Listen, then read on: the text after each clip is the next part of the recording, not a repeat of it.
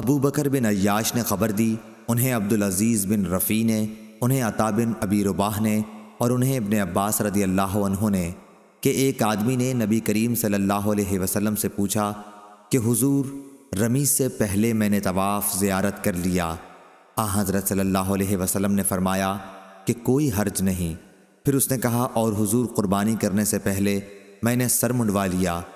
آپ نے فرمایا کوئی حرج نہیں۔ پھر اس نے کہا، اور قربانی کو رمی سے بھی پہلے کر لیا۔ حضرت صلی اللہ علیہ وسلم نے پھر بھی یہی فرمایا کہ کوئی حرج نہیں۔ اور عبد الرحیم رازی نے ابن خصیم سے بیان کیا، کہا کہ عطا نے خبر دی اور انہیں ابن عباس رضی اللہ عنہ نے نبی کریم صلی اللہ علیہ وسلم سے، اور قاسم بن یحییٰ نے کہا کہ مجھ سے ابن خصیم نے بیان کیا، ان سے عطا نے، ان سے ابن عباس رضی اللہ عنہ نے نبی کریم صلی اللہ علیہ وسلم سے۔ صحیح بخاری حدیث نمبر 1722۔